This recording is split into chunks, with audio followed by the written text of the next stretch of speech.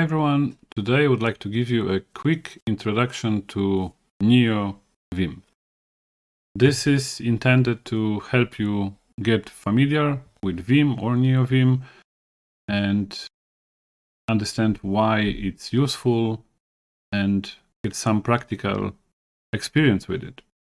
So the way I'm going to do it is on the left hand side you see a short presentation, and on the right hand side I have an example file, and we are going to jump between the presentation and the file to show different concepts and how those things can be used. So hopefully it's going to be a little bit more interesting than just me going through the presentation. So let's start by saying that Vim or Vim, both of those editors are covered. Moreover, not only Vim and Vim, but also other editors like Visual Studio Code, all the JetBrains editors, all of them have Vim motions or Vim mode that you can enable.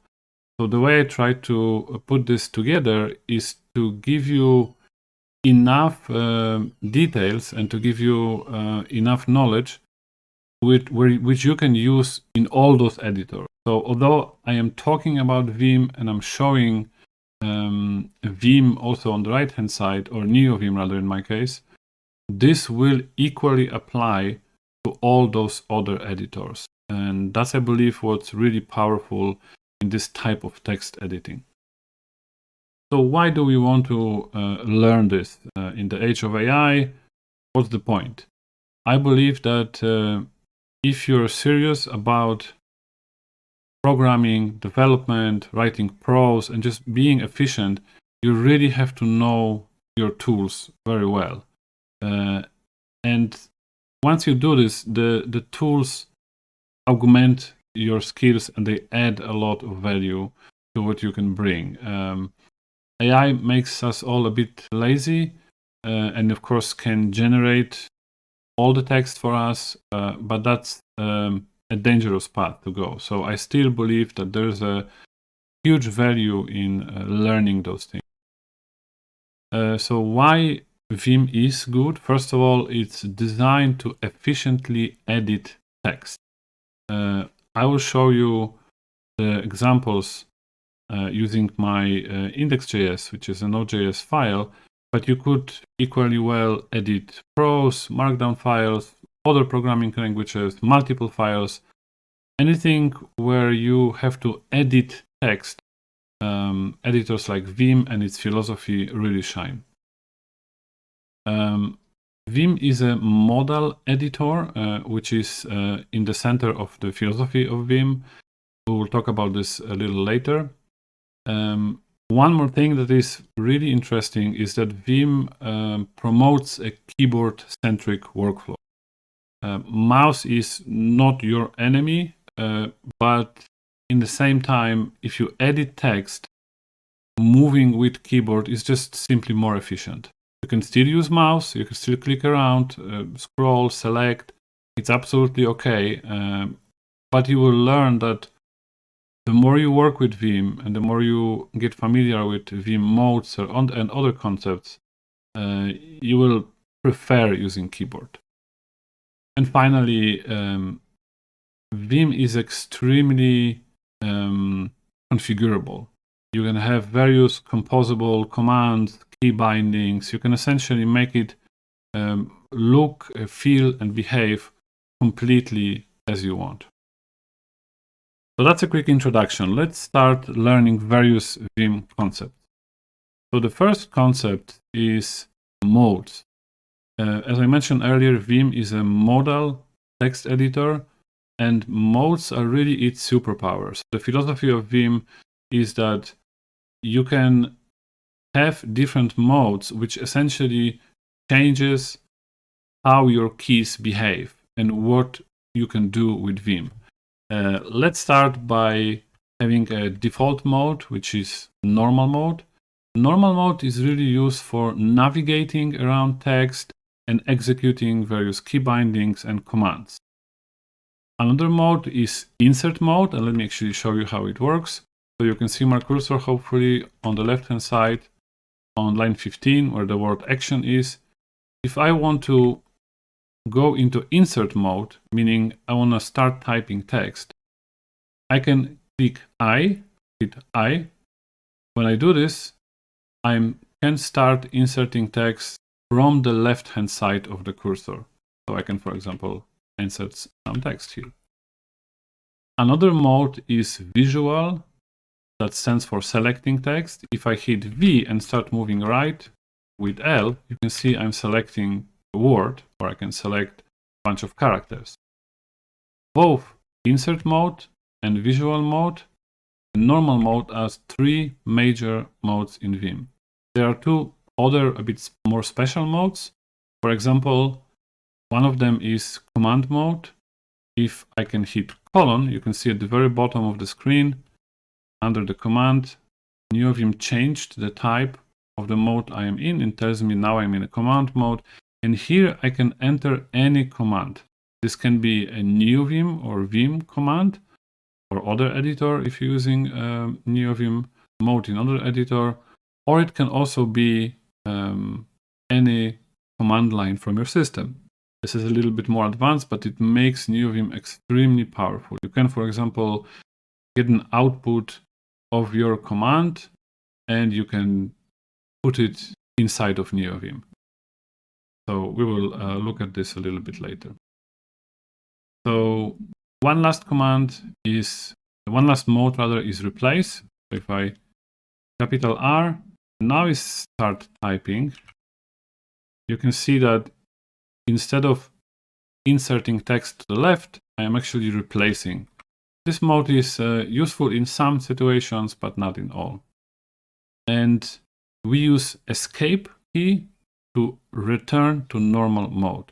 So from each mode that I was in, whether it's insert, visual, command mode, or replace, when I hit escape, I am instantly transported back into normal mode. So modes are the heart of NeoVim, and it's important to understand their purpose. Let's talk a little bit about help. How do we get help in NeoVim? So first of all, NeoVim has an excellent built-in help. It's easy to navigate, easy to find help topics, and it's really useful to move around. So we can start. Remember, we have to go through command mode. So colon, and I type help. When I hit enter, Vim opens up a split pane by default, and I can navigate through help. So this help is actually about help. It tells me how I can navigate and move in Vim and so on. I can, for example, find a topic here. So here is a topic help summary. I can hit Control square braces and it teleports me to the help summary topic or tag, which is very useful. It's like, think about it like hyperlinks in HTML documents. I can go back with Control T, and that's about it. That's help. Help can be very useful. I encourage you to read, especially the help index and initial help files, just .help, :help. This will be very, very important to start your NeoVim journey. So if you, for example, do help index, I can see that Vim reference manual, this file contains a list of all commands for each mode. So if you want to see what commands are available, you can see here I stands for insert mode and N will stand for normal mode and so on. And you can see all kinds of commands that Vim has to offer. So whenever you're stuck, go and explore help. You can try to, for example, say help and maybe like this command. We can see, oh, okay, this is a command mode, and then you can read about it a little bit. So very, very important to master NeoVim's or Vim's help. All right, let's move on to how we actually undo and redo all the things in Vim. So if you change something in NeoVim, don't worry, it's very easy to undo it. For example, let me delete this line. I've deleted it. but I can just quickly press U and the last change is undone. Let me, for example, put a new line here, and I'm going to add just a word.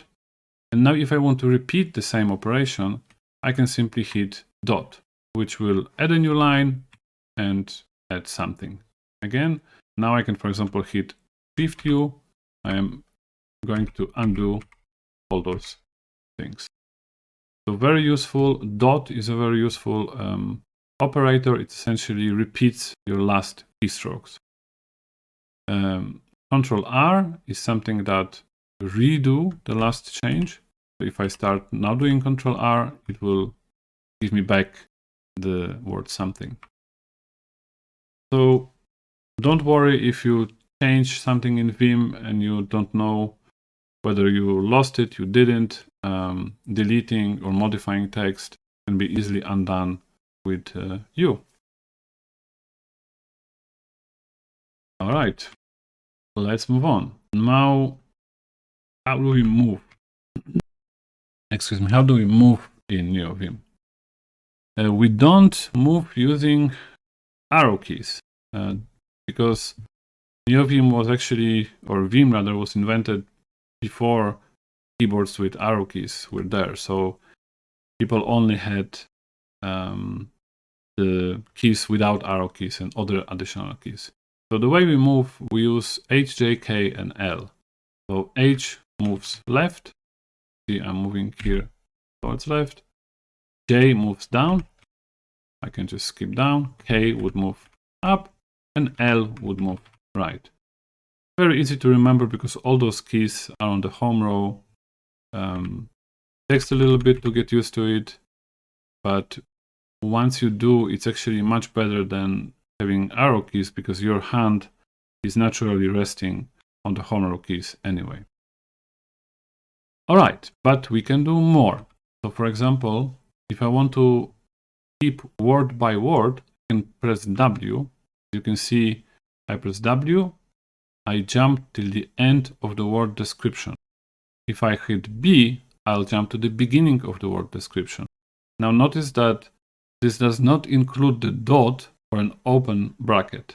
Those are not alphanumeric characters, and Vim doesn't count them as words. However, if I use capital W, you can see that I'm jumping through any string that doesn't have a space. And capital B would bring me back to the string. So it's very useful to think about it as certain kinds of objects. Vim exposes an object called word.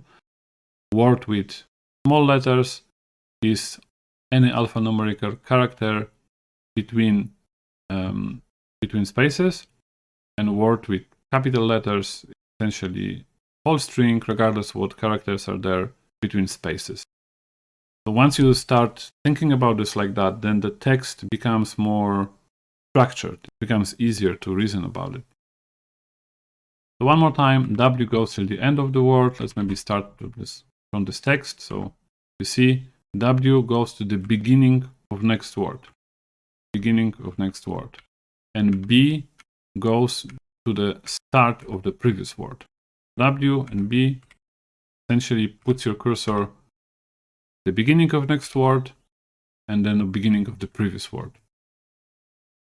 I can also put E to put me at the end of the current word. B and E, depending where you want to end up. It's very easy to go either to the beginning of next word or the end of the current word. There are special motions.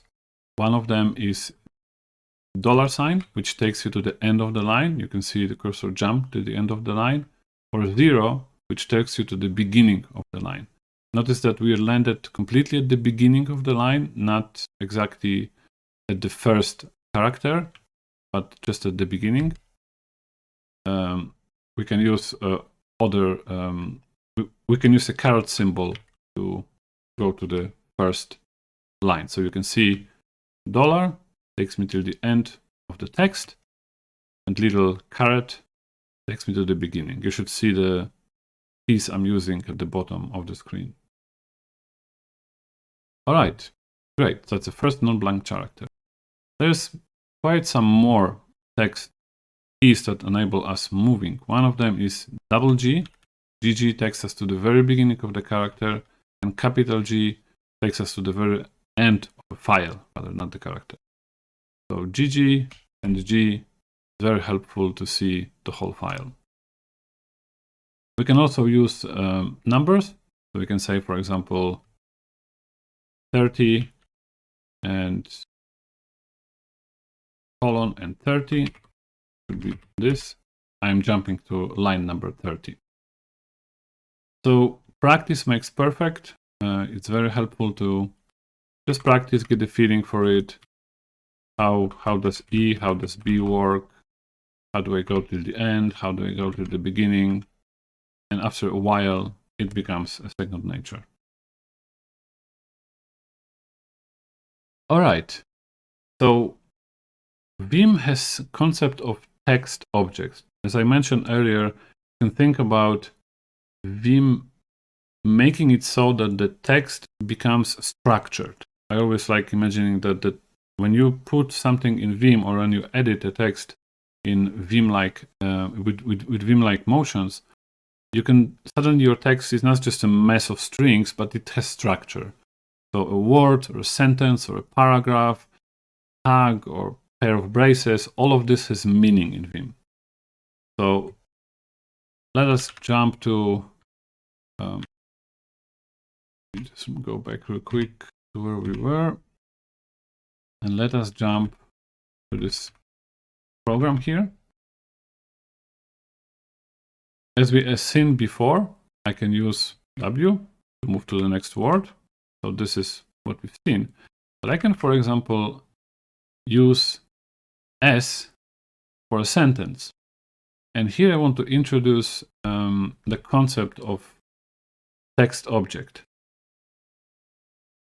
If sentence can be denoted by the letter S, what I can do with sentence, I can do something inside the sentence on something around the sentence. You can see here on the left-hand side, we have I versus A, inner or around. So you can think about it like that. We have an action, which could be delete, change, yank, or select. We have whether we want to perform this action inside of something or around of something, and then what text object we want to choose. So let me demonstrate. If I want to select the sentence, I can do VIS. In this case, it doesn't select the sentence, it selects the whole paragraph because of my LSP. But in regular NeoVim, it would select the whole sentence if it ends up with a dot. Let me add a dot and see if we're gonna get better. Okay, so now it also took other elements and it selected them till the dot. You could see, for example, here we have a single tick. If I do VI tick, it selected everything between those two single quotes. Now I can do escape. If I do VA tick, it would select everything inside the single quotes and the single quote itself. We can do the same with braces. VI brace, it selects everything inside of braces, and VA brace, it selects everything inside and including the braces themselves. Very helpful way of editing. But I can do better. Let's imagine we are here on this line at the very start, and I want to change the sentence, convert medium blocks to something else. I can use the change operator, then inside, and then single quote. So let's do this. C, I quote, and you can see now I can change it. Very, very useful, very powerful way of editing text. Again, we hit U to undo the changes. We can do the same with other braces. We can do the same with HTML tags. And we can also extend NeoVim to understand other structures. But those are built-in text objects. Those are one of the most powerful way of interacting and editing text. Let me show maybe one more thing. I can yank everything inside this brace. So I would say Y, E, and brace. And you can see for a moment it blinked. Now I can, for example, go somewhere up and I can paste it. So very, very easy way of doing it. All right, let's keep moving. So we talked about various text objects. Now let's talk about operations. We already tried some of those. So I can do D for delete, and then it waits. What do I want to delete? Do I want to delete a letter? Do I want to delete a word? So if I want to delete a word, you might have guessed it, DW deletes the whole word. If I want to delete a whole paragraph, maybe I can do DIP. Whole paragraph was deleted. Paragraph is a block of text separated by empty lines. Maybe I can change inside this curly braces. So TI curly brace. You can see the first curly braces. I can now start typing something here. And let's go back. So you can see that it's very intuitive and very powerful how we can keep editing text like this with various things. There are some other more unique operators. So for example, I can say I'm going to select a line using Shift V, and then I can increase the line's indentation by greater than sign. Let me just find it. And this is greater than sign, and now we increased. And again, I can undo. GQ is something very helpful. If our text is unformatted, it would format it. One more thing I want to introduce is count. So far, we've been saying I can delete a word. I can delete a word when I'm inside it, when I'm around it. I can yank content of braces and all kinds of things. But I can also do this using count. So for example, if I do DD, it deletes a line. Let's undo it. And now we have 5 lines. 2, 3, 4, 5. If I want to delete all those 5 lines, I can simply append the number 5 and then DD. And it deleted all 5 lines for me. So very helpful way how we can repeat it. I can, for example, do D2W that deletes 2 words. This here will be easier. D2W, we deleted 2 words. 2DW also works. 3DW, and so on. I can do 3CW. It puts me immediately into the insert mode for change, and everything would work. Maybe 5YW. I'm copying 5 words. So count operators, text objects with count are really Vim superpowers. It takes a little while to learn them and get used to, but this is something extremely useful and makes the text editing much easier. Let's move on. So now we've seen various ways of deleting text and text objects. Let's see what types of insertion we have, or how can we insert text. So if we can be at the beginning of this line, when I hit I can start typing on the left-hand side of the cursor. When I hit A, however, let's go back with E to the end of the word convert. When I hit A, and I can start at the right-hand side of the cursor. So I can append something after a word. When I hit capital I, regardless of where I am on the line, it will teleport me to the beginning of the line, the first character, and I can start typing as if I would put I on the first character on the line. And conversely, when I hit Shift A, it will teleport me to the end of the line where I can start appending text. It's very useful to append and prepend text to the whole line. Finally, O will open a line below. So this just gives me an empty line and drops me down into the insert mode. And capital O opens an empty line above and drops me down into the insert mode. So that's how we can enter insert mode in various ways. And as always, escape takes us back to the normal mode. Now let's talk a little bit more about deleting. So X deletes single character. This is a little bit unintuitive. So if I want to say delete the V from the word version, I can just hit X and I can keep repeating it. Or I can, for example, do 3X. It's 3 characters. Remember, we can put numbers. Now, X deletes the current character, but Shift X or capital X deletes the character before. So if you, for example, have this type of mistake, instead of saying version, you just swap letters E and V, you can simply do X for delete, then your cursor is on V, and you can hit P, which stands for paste, and you always paste to the right of the cursor. We talked about delete word, delete entire line. One interesting way of deleting is actually Shift D, which deletes from the cursor till the end of the line.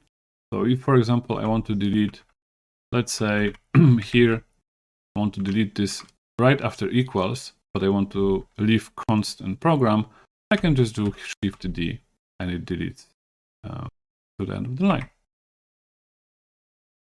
CC would do the same as delete, but it would actually drop me into the insert mode. So I can start typing something new. And can also capital C would do the same as capital D, but instead of leaving me in normal mode, it would drop me to the insert mode. One thing to remember is that DD is not actually deleting the text, as in like throwing it away completely. It's moving it to something which is called delete register. We'll talk about registries a little bit later, but it's an important distinction. All right, let's move to copy and pasting. To copy something in NeoVim, we actually use Y, that stands for young, and P, that stands for put.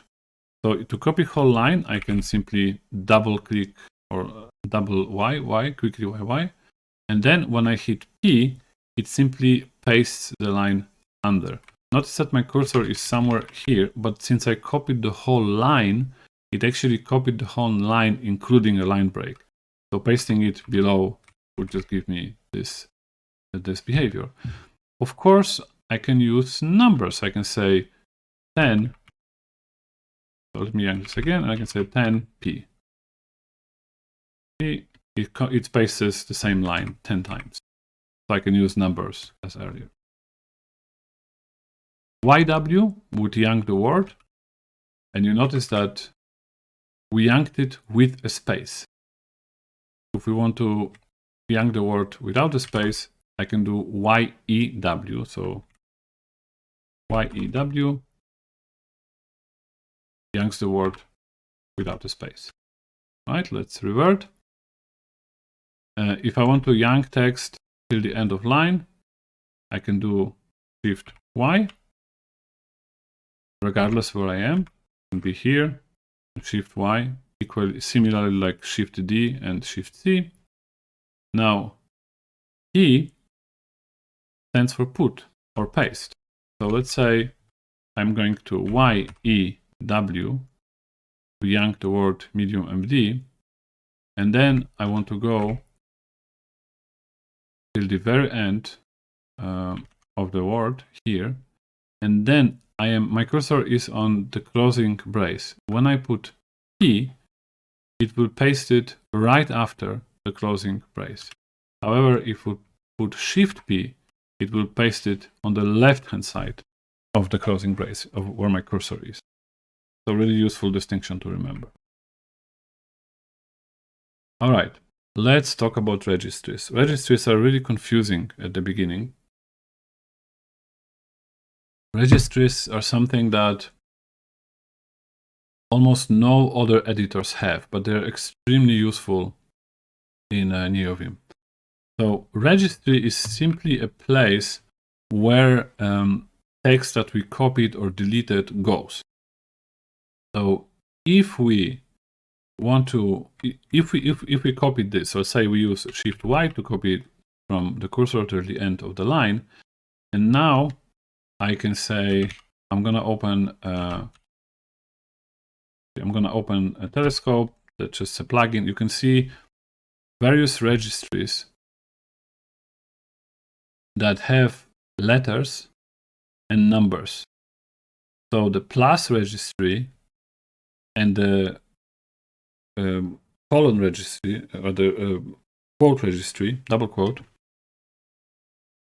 are registries that I set to be equal. So every time I am copying something in NeoVim, it puts it into the double quote registry, which is the default registry, and also into a plus registry, which is a system-wide registry. So I can take this text that I copied and paste it into a completely different program. This requires different settings in NeoVim. It doesn't work like that by default.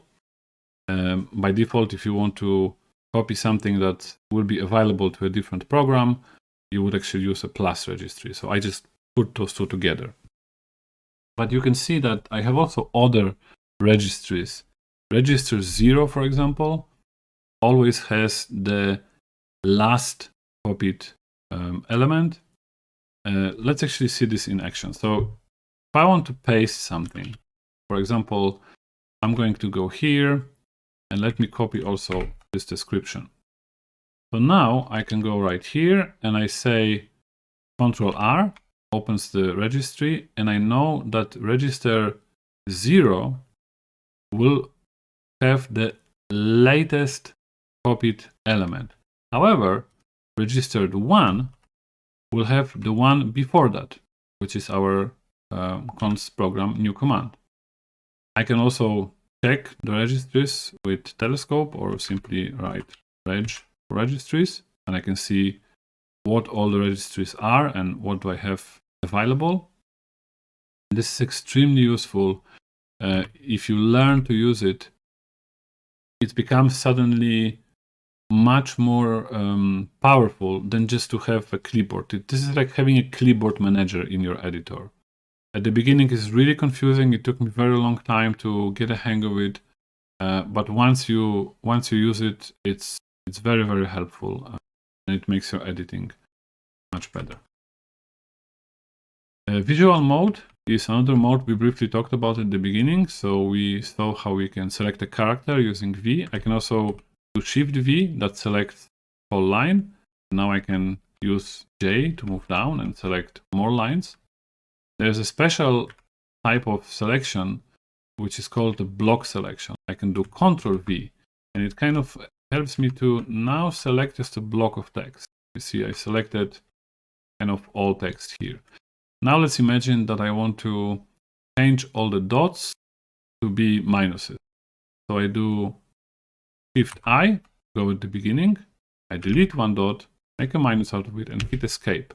And it changes everywhere. Why it didn't happen. There you go. So that does it. Changes everywhere, or in this case adds. So this is a quick way of editing blocks of text together. All right, now let's talk about search and replace. Search in NeoVim is really simple. You just put / and whatever you want to search, and hit N to iterate over the results. Very easy to find whatever you want. You can also search backwards. So if we go to the very end of the file, and instead of / we do question mark and do name, you can see that the first result is the one from the bottom. And then we can use N also to iterate over. Now, star is quite interesting too. Star actually search for the word under cursor. So you don't need to put name, you just need to hit star, and then it would put the name word right below here in our command line. And then when you hit enter, and then N would essentially search for all occurrences of the name. Now, if we want to replace something on the line, we can use S, which is an equivalent to doing .s. The dot stands for the current line and it's omitted. So if I say I want to do s, and then I want to replace name with new name, you can see how this replacement only works in the current line. And I hit enter, I have new name replaced. If I want to do the same replacement in the whole file, I can do also drop into command line. I can do %, s, and then name, and then new name. And you can see at the bottom, NeoVim shows me where all the changes will be done. I can do G for global replacement, but I can also do GC to confirm whether I want to change all occurrences. When I hit enter now, it asks me, do I want to replace this occurrence? I hit yes. Do I want to replace this one? No. This one? Yes. And so on and so forth. And then I can also quit the replacement altogether. Let's revert all the changes. This also can be combined with motions, movements, and becomes quite powerful if we utilize regular expressions and other things. But for the beginning, it's important to know that search works like this. We can work with multiple files in NeoVim, which is really, really useful. So first of all, we can just hit :E for edit, and then I have various files here. So for example, I can open this JSON file, vim.json, open, and we already have a file in new buffer. With Control-O, I can go back to the previous file, Control-I, I can go back to the next file, and I can swap like that really quickly with the files open in the buffer. I can also use BN and BP to switch to buffers, which is equivalent of Control-I and Control-O. Now, buffers in NeoVim is a concept that is a little hard to understand at the beginning, but a window that you can see now on the screen is essentially really like a regular window. You can see through it and you can see a certain view. And a buffer is what you have loaded in the background. So you can take a buffer and you can make it visible in your window. So it's a little bit different than in other editors, but it makes it also very powerful because you can execute operation on buffers and so on. To list all buffers, you can do ls, and we have 2 buffers with the index and Vim.json. You can also have plugins that help with that, make it a little bit nicer. Now, NeoVim supports splitting, so I can do sp to split windows. I have the same file, but split horizontally, vertically rather. And you can see that I can move in one file and it doesn't affect the other one. So if I have a very long file, I can open the bottom of it, for example, at the bottom pane, and I can open the top of it in the top pane. And you can move with Control W and O or Control W to various windows. I have a shortcut set up for it, so I can move quickly between 2 panes. When I close this pane, it doesn't affect the other pane, it stays open.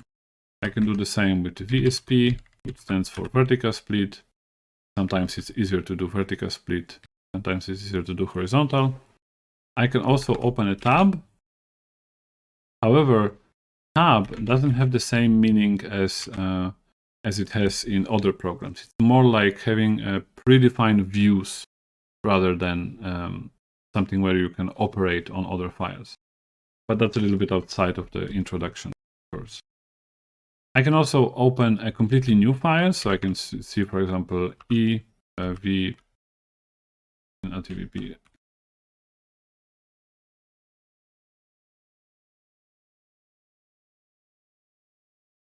There you go. Too many shortcuts. So vertical new edit. That's a new file, and I can just start typing it, and I can save this file under a different name. I can simply quit. All right, macros is absolute superpower of NeoVim, and this is definitely something that is one of the biggest reasons why we want to use NeoVim. So let's imagine a trivial example that we want to actually change this dot to something else, like maybe a minus, and capitalize the first letter of the word. We can of course do this manually, so hit R for replace, hit minus here, and hit tilde, which capitalizes the letter here. But there's easier way to do it. So let me just get rid of the highlight here. Let's record a macro that does it. So in order to record a macro, we have to choose a register. First of all, you have to hit Q for recording, and then choose a register. I am choosing also the register Q, and you can see at the bottom we have recording macro into register Q. And let's do this operation. So we are standing here at the beginning. I'm going to go one more time back to make sure I'm at the beginning of the word. I'm going to do R for replace, hit minus, actually one more time because I hit the right character, hit minus, go one more time towards right, and hit tilde, and go back again. And now I can hit Q to finish the macro. Now I have recorded a macro that I can replay on other lines. So I can select all the lines, for example, and select, hit space and capital Q, which is a shortcut for replaying macros. And you can see that every line had the same changes. I can also have 4 lines. I know that 4 lines I want to change, so I can do 4, add, which refers to my macro register, and Q, and it would also do the same changes. So very useful, extremely useful way. You can record very complicated macros. You can manipulate text, change everything, and it's really, really interesting to work with. All right. Let's talk a little bit about other motions or advanced motions. Let me change this back as it was. For example, when I use F, I can search for any character in the line. So doing F and open braces drops me into first occurrence of the open brace. Now when I put %, it takes me between the beginning or the opening and closing, in this case brace. But I can do the same, for example, with F and single quote, and again I do this, it tells me to the braces again. So it's really, really useful to search for a specific character. I also can search backwards. So for example, let's see, I want to use F, capital F this time. And again, single quote, it takes me to the first occurrence of single quote to the left from where I am. I can also use T, and T will drop me right before the search occurrence. What is interesting is that I can combine those things with motions. So I want to, for example, delete the word description, or maybe do this, delete from here till the first occurrence of comma. So I can say D, T, comma. So delete to comma. If I want to include comma, DF, comma, or delete including comma. So very helpful way to use search into a current line. Marks and jumps are also interesting.